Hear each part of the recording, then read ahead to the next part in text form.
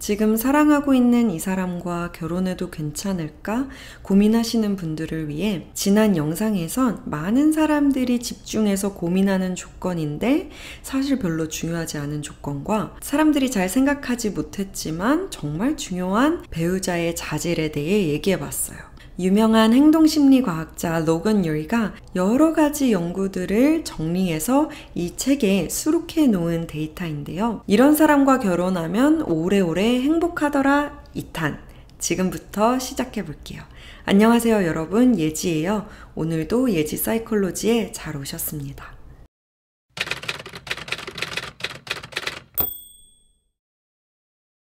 첫 번째로 소개해드릴 좋은 배우자의 자질은 성장 마인셋입니다. 성장 마인셋은 개인의 건강과 행복에도 크게 영향을 미친다고 잘 알려져 있는데요. 지능을 포함한 여러 가지 능력이 성인이 되어서도 계속 발전한다는 믿음이에요. 성장 마인셋을 가진 사람들은 호기심이 많고 배우는 걸 즐기는 사람들이에요. 이들이 도전하는 걸 무서워하지 않는 이유는 실패에 대한 두려움이 없기 때문이에요. 실패했을 때 절망하는 대신 배움의 기회로 삼죠. 이런 사람들은 삶에 활력이 돌고 불가피한 일이 일어나도 회복 탄력성이 좋아 금방 다시 일어섭니다. Here because I got a divorce. I wanted to take on a new challenge and just sort of reset my life. 이 성장 마인셋의 반대는 고정된 마인셋인데요. 사람들의 지능이나 능력치가 타고나는 거라고 믿는 거예요. 그래서 새로운 일에 도전하는 걸 꺼려하고 실패를 했을 때 수치심을 느끼죠. 나는 여기까지야. 결혼을 해서 함께 살다 보면 별별 일이 있을 수 있잖아요. 건강 문제부터 가족 관계 문제, 커리어적인 문제까지. 그런 일이 부부에게 닥쳤을 때 두 손 들고 포기해버리는 사람보다는 배울 점을 찾고 유연하게 문제를 해결하는 파트너가 더 든든하겠죠.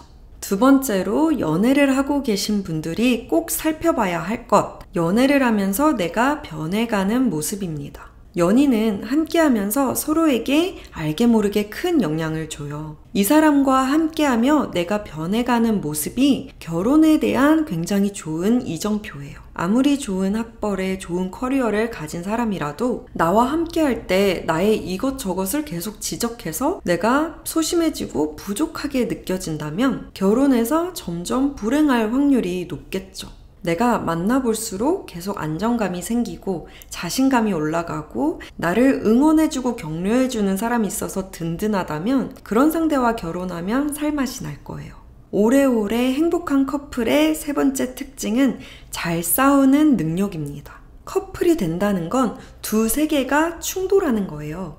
갈등이 생기기 마련이죠. 그런데 싸움이 무조건 나쁜 거라고 생각해서 갈등을 회피하는 사람들이 있어요. 내가 참고 말지 이렇게 생각하면서. 그런데 참다 보면 상대방은 나의 불편한 점을 알지 못해서 점점 더 참을 일들이 많아집니다. 그렇게 시간이 지나면 증오와 섭섭함이 쌓여서 나도 모르게 이 사람과 거리를 두게 돼요. 같이 시간을 안 보내고 멀어지게 됩니다. 그래서 잘 싸우는 능력은 오래 함께할 파트너 관계에선 굉장히 중요한 스킬입니다. 그렇다면 어떻게 싸워야 할까? 두 가지 잘 싸우는 방법을 알려드릴게요.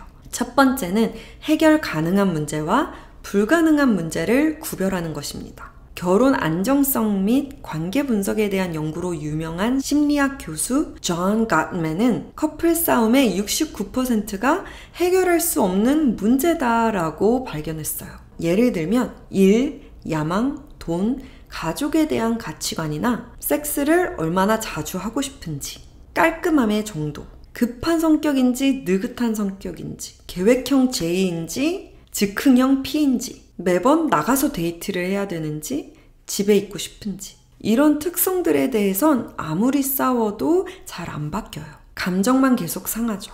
이런 문제들은 너무 크게 부딪히지 않게 실생활에서 좀 조율을 해볼 수는 있어요. 예를 들면 파트너가 맨날 늦는 걸 알아요. 그런데 공원 갈 때는 그게 나한텐 너무 스트레스니까 따로 가기로 한다든지, 또는 내가 성욕이 더 많아, 더 자주 하고 싶어, 그러면 토이를 사용한다든지. 이렇게 조율을 해볼 수는 있지만 근본적으로 해결할 수 있는 문제는 아닙니다.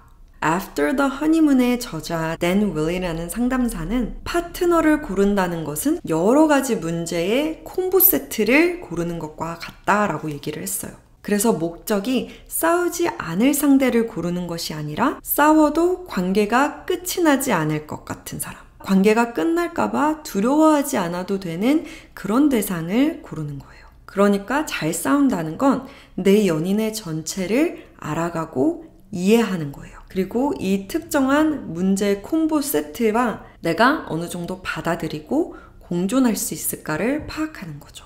연애를 하면서 대화를 많이 해보고 잘 싸워봤는데 조금 조율을 하니까 함께 살아가지더라, 별로 스트레스 받지 않더라 한다면 결혼해도 좋다는 신호이겠죠.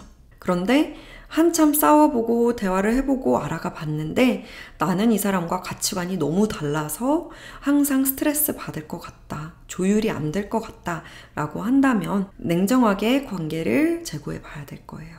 잘 싸우는 법 두 번째, 보수 작업입니다. 싸우기도 자주 싸우는데 행복한 커플을 보면 뭘 잘하냐면 보수 작업이라는 걸 잘해요. 싸우면서 이 싸움의 강도가 너무 커지지 않게 중간중간에 브레이크를 걸어요.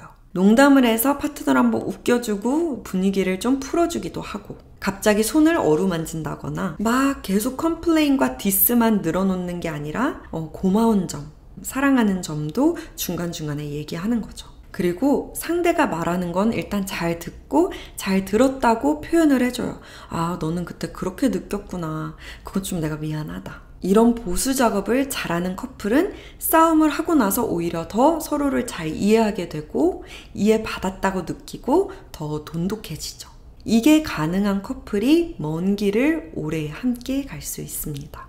심리학이 말하는 좋은 배우자의 조건으로 성장 마인셋, 나의 긍정적인 변화, 그리고 잘 싸우는 능력, 이렇게 말씀드렸는데요. 여러분들이 현명한 결정을 하는데 도움이 되었으면 좋겠고 또 몇몇 분들이 댓글에서 말씀해 주셨듯이 자신에게 적용되는 포인트들도 있을 거예요. 우리 모두가 성장 마인셋을 가지고 오늘 더 배우고 내일 더 편안해지셨으면 좋겠습니다. 그럼 전 다음 영상에서 뵐게요.